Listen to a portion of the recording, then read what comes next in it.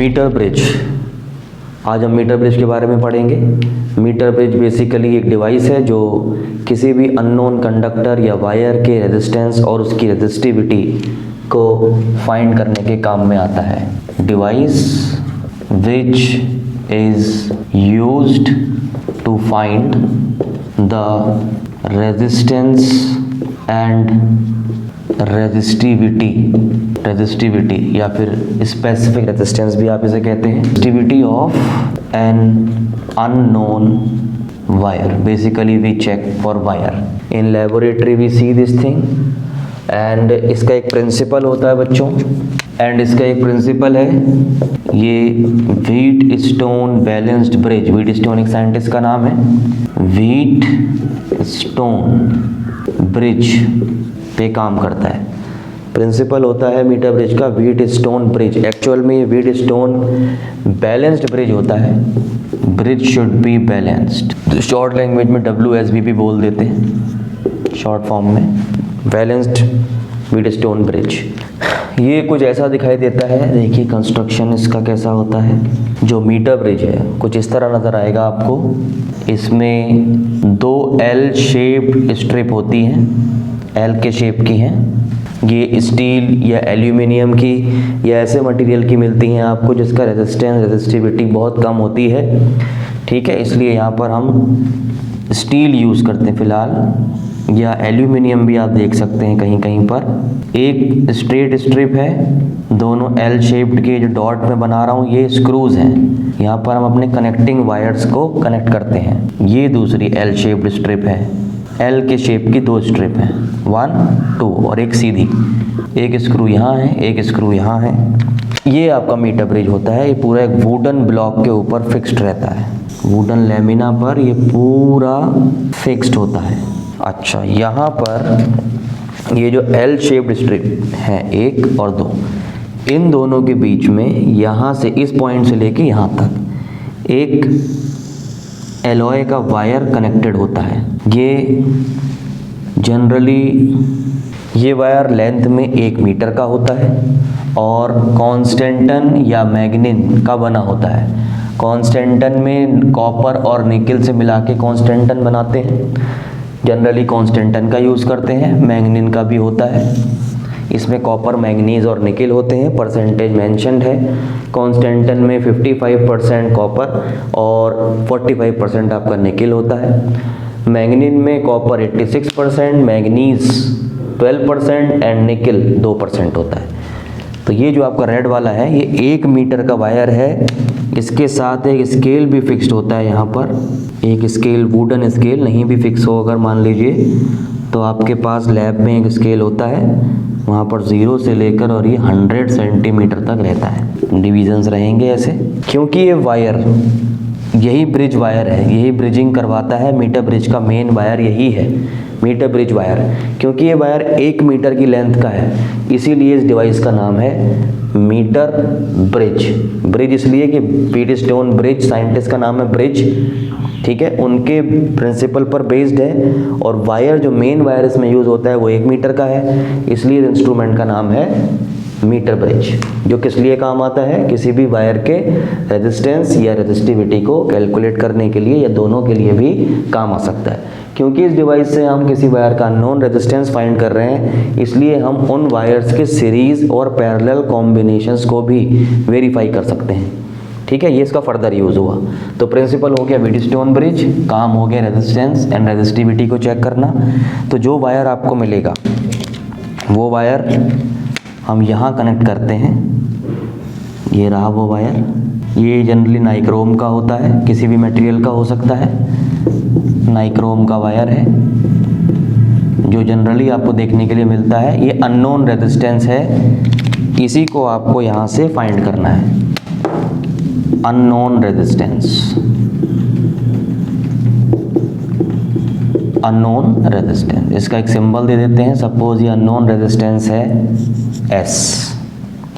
इसकी आपको कैलकुलेशन करनी है कि इसका रेजिस्टेंस कितना है और इसकी रेजिस्टिविटी यानी कि मटेरियल की प्रॉपर्टी क्या है।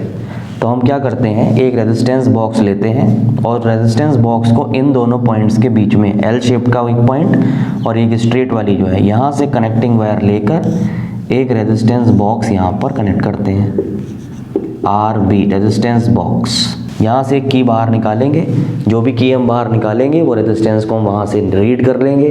क्योंकि ये रेजिस्टेंस हमें पहले से पता होगा इसलिए इसका नाम है नॉन रेजिस्टेंस। नॉन रेजिस्टेंस इसकी वैल्यू हमें पता है और एस की वैल्यू कैलकुलेट करनी है। नॉन रेजिस्टेंस है और इसकी जो भी वैल्यू आएगी उसका सिंबल हमने दे दिया है। इलेक्ट्रिसिटी सोर्स को कनेक्ट करेंगे मीटर ब्रिज वायर से। मीटर ब्रिज वायर के साथ यहाँ पर देखिए क्या करना है, यहाँ से कनेक्टिंग वायर लगाएंगे। उस कनेक्टिंग वायर की हेल्प से एक बैटरी या सेल, लैब में जनरली आजकल बैटरी एलिमिनेटर्स यूज़ होते हैं, उसमें 2 वोल्ट से लेके 12 वोल्ट तक आप वोल्टेज क्रिएट कर सकते हैं। 12 वोल्ट ह्यूमन बॉडीज़ के लिए काफ़ी सेंसिटिव होती है। You will not gate electrocuted, 12 volt तक का झटका आपको महसूस नहीं होगा, इसलिए लैब में इतना करते हैं। जनरली 2, 4, 6 वोल्ट से ही आपका काम हो जाता है, आपको 12 वोल्ट करने की ज़रूरत नहीं है। अदरवाइज़ वायर्स में अननेसेसरी हीटिंग भी प्रोड्यूस हो जाती है और आपके रिजल्ट्स बार बार चेंज होते जाएंगे, इसलिए 2 या 4 पर ही करवाते हैं। ओके, ये एक की आपने साथ में जोड़ ली है, ये आपकी बैटरी या सेल हो गया। यहाँ से जो भी वोल्टेज जाएगा वो वोल्टेज ईएमएफ इस वायर को मिल जाएगा। ये वायर का ए पॉइंट है, वायर का बी पॉइंट है, ठीक है। अच्छा, गैल्वेनोमीटर एक यहाँ हम कनेक्ट करते हैं मिड पॉइंट से, यहाँ से गैल्वेनोमीटर लगाएंगे और गैल्वेनोमीटर के दूसरे एंड के साथ में एक जॉकी लगाएंगे और जॉकी के उस वायर के ऊपर टच कराते हैं। इस तरह टच कराते हैं कि गैल्वेनोमीटर टच करने की कंडीशन में 0 डिफ्लेक्शन अपने से शो करे, तभी ब्रिज बैलेंस होगा। ये क्योंकि बैलेंस व्हीटस्टोन ब्रिज पर बेस्ड है, इसलिए मैं आपको व्हीटस्टोन ब्रिज भी दिखा देता हूँ कैसा होता है। एक बार व्हीटस्टोन ब्रिज को देख लेते हैं ये कैसा होता है। व्हीटस्टोन ब्रिज ने क्या किया था कि 4 रेजिस्टेंस को उन्होंने लिया और एक क्वाड्रिलेटरल के फॉर्म में कनेक्ट कर लिया।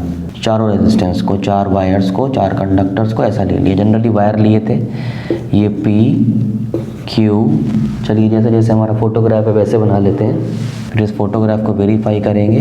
ये P, Q, R, S, इसमें 2 डायगोनल हैं, इनके नाम है ए बी, पॉइंट्स के नाम हुए ए बी, ये वाले दोनों पॉइंट अभी वेरीफाई करेंगे।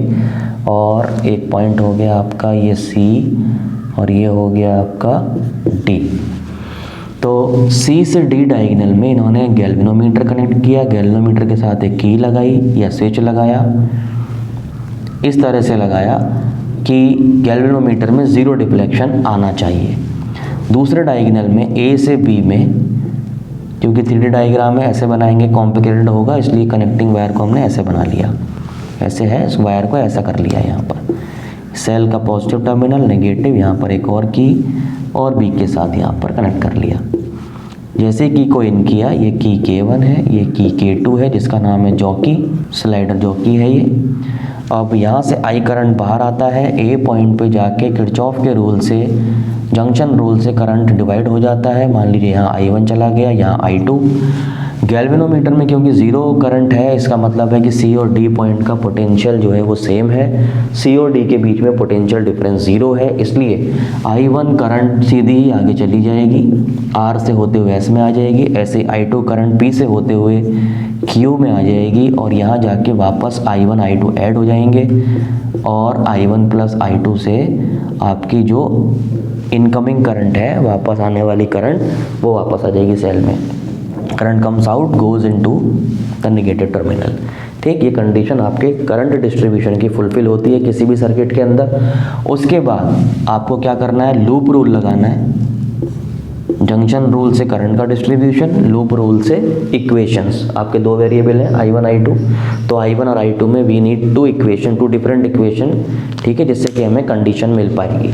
तो देखिए क्या करना है आपको, लूप रूल हमने लिया, लूप ACDA में हम चले तो I1 R प्लस 0 गैल्वेनोमीटर का कुछ रेजिस्टेंस है, मान लीजिए RG into RG plus I2 minus लगा दिया मैंने यहाँ, I2 into P, is equal to 0। कैसे लगाया देखिए, एक आपने रेफरेंस ले लेना है, लूप में ए पॉइंट से स्टार्ट करके ए पॉइंट पर वापस आना है। आप क्लॉकवाइज भी चल सकते हैं, एंटी क्लॉकवाइज भी, दोनों तरह चल सकते हैं, क्लॉकवाइज एंटी क्लॉकवाइज, किसी भी लूप में जिस तरह चल रहे हैं उसी तरह चलना, मिक्स नहीं करना है कि एक दो ब्रांच में आप क्लॉकवाइज चले फिर एंटी क्लॉकवाइज आ गए, ऐसा नहीं करना है। ए से शुरू किया मैंने, ये घेरा बना लिया, देखिए यहाँ पर एक राउंड बना दिया, सर्किल बना दिया है, A to C to D to A, ऐसे हम चल रहे हैं। आपको ये ध्यान रखना है कि if you are moving in the direction in the branch of the loop, और उसमें जो करंट है वो भी आप ही की डायरेक्शन में चल रही है, सेम डायरेक्शन में है, तो उस करंट को आपको पॉजिटिव लेना है, और आपसे अपोजिट डायरेक्शन वाली करंट को आपको निगेटिव लेना है। उल्टा भी आप कर सकते हैं,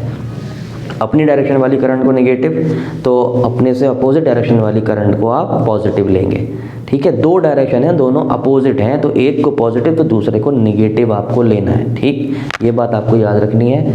मैं सेम डायरेक्शन में चल रहा हूँ तो सेम वाले को मैं पॉजिटिव लूँगा, और जो मुझसे अपोजिट होगा उसे जीरो लूँगा, और जहाँ पर करंट है ही नहीं वहाँ पे पॉजिटिव नेगेटिव कुछ भी लें, कोई फ़र्क नहीं पड़ेगा। देखिए I1R हम ऐसे जा रहे हैं, ए से सी, करंट भी ऐसे फ्लो हो रहा है आर रेजिस्टेंस के थ्रू, तो I1R। लूप रूल अगर आपको याद नहीं है, लूप रूल किरचॉफ का second rule, sigma IR is equal to sigma E, ये मैथमेटिकल फॉर्म है। किसी भी लूप के अंदर algebraic sum of product of current and the corresponding resistance is equal to the algebraic sum of EMF connected in that loop। उस loop के अंदर कितने सेल लगे हुए हैं उनका टोटल algebraic EMF। तो यहाँ देखिए I1R, उसके बाद C से D में आए, यहाँ करंट की वैल्यू है 0, तो 0 इंटू RG, फिर प्लस D से A में हम ऐसे चल रहे हैं इधर, और करंट देखिए A से D की तरफ फ्लो हो रहा है, अपोजिट डायरेक्शन में फ्लो हो रहा है, माइनस I2। इसको आपने सॉल्व किया तो I1R is equal to I2P, मैंने डायरेक्ट लिख दिया है इक्वेशन नंबर 1। इसी तरह दूसरे लूप में लगाएंगे, CBDC, इसमें आप लगाइएगा, मैं डायरेक्ट लिखता हूँ, CBDC में आपने लगाया लूप रूल, तो यहाँ आपको डायरेक्ट इक्वेशन मिलेगी I1S is equal to I2, ये इक्वेशन नंबर 2। 1/2 अगर हम करते हैं तो हमें मिलता है, देखिए I1 कैंसिल हो जाएगा, R/S, और इधर मिलेगा I2 कैंसिल हो जाएगा, P/Q। ठीक, इसको अगर आप थोड़ा सिंप्लीफाई करेंगे तो आपका ये बन जाएगा P/Q is equal to R/S, तो दिखाई दे रहा है। S आपको कैलकुलेट करना है तो S जाएगा इधर और ये आ जाएगा ऊपर, R इंटू Q/P, ये S आया आपके पास, S is equal to R into Q/P।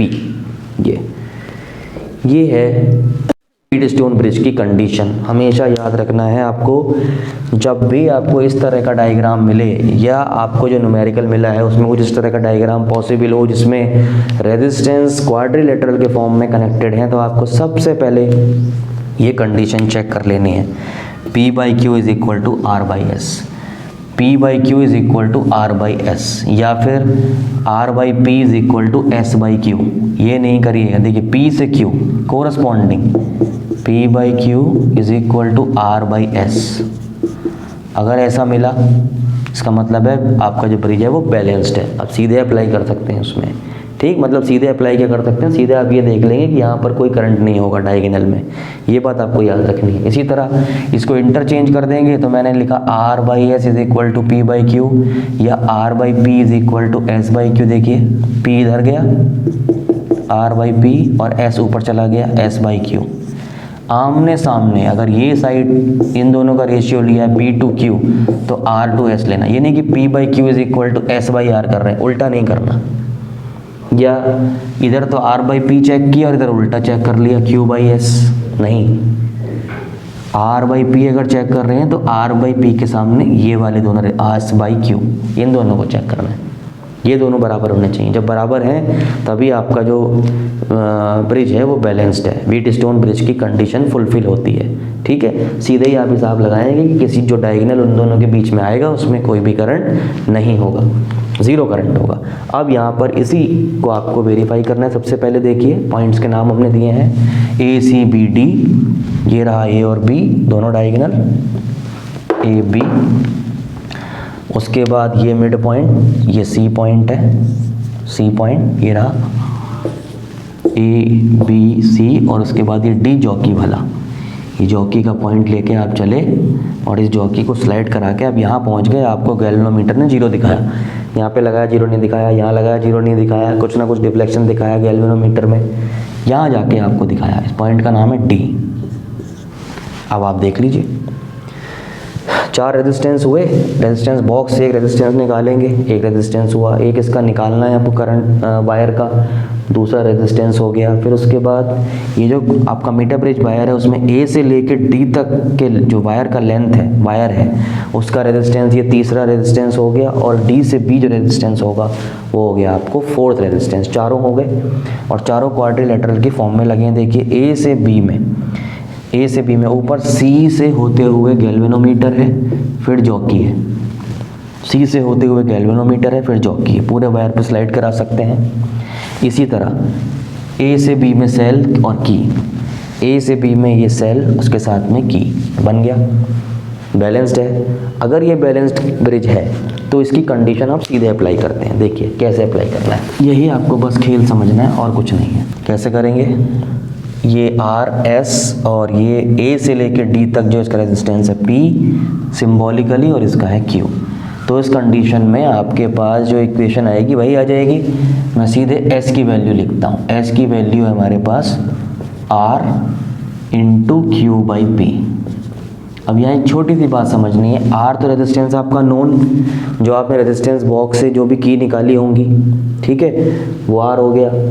अब ये जो P और Q है, P रेजिस्टेंस A से लेके D तक जो वायर है, इस वायर का रेजिस्टेंस है जिसकी वैल्यू पता नहीं हमें कितनी है, सही है। P हमने सिंबल दे दिया है, तो ये वैल्यू कहाँ से आएगी, इस वैल्यू के रेजिस्टेंस का आपको बेसिक फार्मूला अप्लाई करना है, याद रखना है। R का जो रेजिस्टेंस का फार्मूला होता है वो है रो L अपॉन A। तो पूरा वायर का रो सेम है। लेंथ जब हम AD की बात करेंगे तो इतनी लेंथ लेंगे, और DB की बात करेंगे, Q की बात करेंगे, Q रेजिस्टेंस की, तो इतनी लेंथ लेंगे। पूरी लेंथ कितनी है, पूरी लेंथ 100 सेंटीमीटर है। अगर A से लेके D तक जो लेंथ है वो L है, तो D टू B कितनी लेंथ होगी, 100 माइनस L सेंटीमीटर। ये 40 सेंटीमीटर तो 60 सेंटीमीटर होगा, ये 50 है तो ये भी 50 होगा, ये 20 है तो ये 80 होगा, ठीक, इस तरह से होगा। एरिया कितना भी वायर पूरा का पूरा सिमेट्रिक वायर है, सेम ही होगा, ठीक। तो अब देखिए आपको क्या करना है, उम्मीद करता हूँ कि आपको मेरी बात समझ में आ गई होगी। Q ये है D से लेके B तक, D से लेके B तक जो रो है वो तो सेम है, लेंथ है 100 minus L divided by area, मान लीजिए A है, कटने वाला है, रो भी कटने वाला है, कैंसिल होने वाला है रो। उसके बाद में P ये है A से लेके D तक, उसका जो रेजिस्टिविटी है मान लीजिए रो है, और लेंथ है इसकी L, और एरिया ऑफ क्रॉस सेक्शन इसका भी A। अब देखिए इसमें क्या क्या कैंसिल हो गया, A से A कैंसिल हुआ, रो से रो कैंसिल हुआ, S की वैल्यू आ गई आपके पास, कितनी आ गई, R into 100 minus L upon L। इस तरह से आपको ये कैलकुलेशन अपने प्रैक्टिकल्स में करनी है। इसी तरह आपको सेटअप मिलेगा, वायर यहाँ कनेक्ट कर लेना है, पूरा सेटअप ऐसे लगा लेना है, उसके बाद में ज़ीरो डिफ्लेक्शन ढूंढ लेना है। जैसे ही ज़ीरो डिफ्लेक्शन का पॉइंट आपको मिलेगा उस रीडिंग को आपको अपनी टेबल में नोट कर लेना है। L जितना भी L आएगा 100 माइनस L, आपको बाकी सारा काम मैनुअल है, सही है। और उसके बाद R आपने मान लीजिए यहाँ से 2 ओम निकाला तो R आपका 2 ओम है, 4 ओम निकाला 4 है, 10 ओम निकाला 10 है, और ये सारी कैलकुलेशन करके आपका S आ जाएगा। ये तो आपका एक हुआ कि किस तरह से वायर का अननोन रेजिस्टेंस आप निकालेंगे। और होशियारी दिखानी है, अगर आपको और अच्छी वैल्यू चाहिए तो उल्टा कर दीजिए। एक बार आपने निकाला 3 ओम रेजिस्टेंस आ गया, मान लीजिए कैलकुलेशन वगैरह करने के बाद S की वैल्यू, उसके बाद इस वायर को यहाँ से खोल दीजिए, यहाँ से खोल के इसे यहाँ लगा दीजिए और इसको यहाँ लगा दीजिए, उल्टा कर दीजिए। फिर उसके बाद दोबारा डिफ्लेक्शन चेक करिए। अब की बार आपकी ये नीडल अगर पहले 40 सेंटीमीटर पे आई थी A से लेके D, अब की बार 60 के आसपास आ जाएगी, इधर चला जाएगा पॉइंट, ठीक। और फिर से आप कैलकुलेशन करेंगे, फिर ऑलमोस्ट वही 3 ओम या 3.1 या 2.9 इस तरह से आएगी। चेंज क्यों होते हैं? क्योंकि जैसे जैसे आप रीडिंग लेते हैं, रीडिंग लेने के बाद ये वायर जो है हीट होते हैं, और हीट होने के बाद ठंडा होने में बहुत जल्दी ठंडे हो जाते हैं। कॉन्स्टेंटन, मैग्नीन एलॉय इसीलिए यूज़ किए जाते हैं, नाइक्रोम, कि ये एक बार रीडिंग लेने के बाद बहुत जल्दी अपनी प्रीवियस वैल्यू में आ जाते हैं एक बार करंट ऑफ करने के बाद, ठीक। कंडक्टर्स में जनरली ऐसा नहीं होता है, ठीक है, ओके। उसके बाद कनेक्टिंग वायर आपके कॉपर के बने हुए हैं, स्ट्रिप्स आपकी स्टील एल्युमिनियम की हैं, जो रेजिस्टेंस बॉक्स में कीज़ लगी रहती हैं येलो कलर की, वो ब्रास मेटल की होती हैं, येलो गोल्ड। ये सारी बातें आपको याद रखनी है। ब्रास का रेजिस्टेंस भी बहुत कम होता है, कनेक्टिंग वायर जो आपकी कॉपर की होती हैं उनका रेजिस्टेंस, रेजिस्टिविटी भी कम होती है। तो ये सब कैलकुलेशन में काउंट नहीं होती हैं। कितना लेंथी आपने कहाँ पर वायर लगाया डजेंट मीन। ये वायर आप बहुत और भी लंबा कर सकते हैं, बहुत ज़्यादा लंबा नहीं करना है। नेग्लिजिबल का मतलब ये नहीं कि न फ़र्क पड़ेगा ही नहीं, कभी ना कभी फ़र्क पड़ेगा, ठीक है, ओके। उसके बाद क्या करना है आपको, ये तो एक काम खत्म हो गया रेजिस्टेंस का। उसकी रेजिस्टिविटी कैसे कैलकुलेट करेंगे? वायर को यहाँ से खोल लेंगे, खोलने के बाद यहाँ से लेकर यहाँ तक लेंथ को स्केल की हेल्प से मेज़र कर लेंगे कितनी लेंथ है, वो लेंथ आपको मिल जाएगी। उस लेंथ का नाम मैं L कर देता हूँ, L फॉर लेंथ आपके पास आ गई, ठीक। रो का फॉर्मूला यहाँ से बनाते हैं RA/L, सही है। A के लिए भी एरिया पता नहीं है, लेकिन क्रॉस सेक्शन एरिया सर्कुलर है, πr²/L। L हमने लिया कैपिटल L, तो कैपिटल L हो गया। तो रो कैसे निकाला जाएगा? रो रेजिस्टेंस वायर का हमने निकाला, वो है S, R replaced by S, confuse नहीं हुई है सार से, S। उसके बाद πr², यहाँ पर आपको किसका यूज़ करना होगा? स्क्रू गॉस का यूज़ करना होगा, और रेडियस कैलकुलेट करनी होगी। S आपने कैलकुलेट कर लिया है, वो यहाँ यूज़ करेंगे।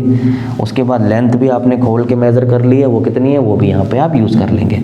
उसके बाद सारी वैल्यूज़ को यहाँ पुट करेंगे और रो की वैल्यू भी कैलकुलेट हो जाएगी। इस तरह से किसी भी वायर का स्पेसिफिक रेजिस्टेंस, रेजिस्टिविटी या रेजिस्टेंस को आप कैलकुलेट कर सकते हो। अगर आपको वेरिफिकेशन करना है, सीरीज कॉम्बिनेशन, पैरेलल कॉम्बिनेशन, तो कुछ नहीं करना, एक वायर की जगह 2 वायर लगाना है, दोनों को पहले एक एक करके चेक करना है, फिर उनके कॉम्बिनेशन बना के चेक करना है प्रैक्टिकली। मैथमेटिकली रिजल्ट्स भी देखने हैं और प्रैक्टिकल रिजल्ट्स भी देखने हैं। दोनों में अगर ना के बराबर वेरिएशन है, मतलब 10% 20% का वेरिएशन है, तो आपका एक्सपेरिमेंट ओके है। और अगर मोर देन दैट वेरिएशन है, means there is a major error. Connection should not be loose, कहीं से भी लूज नहीं होने चाहिए। Slider jockey should be slided gently, ऐसे टक टक नहीं करना, वायर के ऊपर डेंट आता है, गड्ढा पड़ जाएगा वायर में, ठीक है। जहाँ से गड्ढा पड़ेगा वहाँ से क्रॉस सेक्शन एरिया कम हो जाएगा, वहाँ पर क्रॉस सेक्शन एरिया कम होते ही वहाँ की रेजिस्टिविटी हाई हो जाएगी, करंट कम हो जाएगी। तो ये सारी बातें आपको ध्यान रखनी है। So that is all about the metre bridge. आगे स्टडी करेंगे पोटेंशियोमीटर की।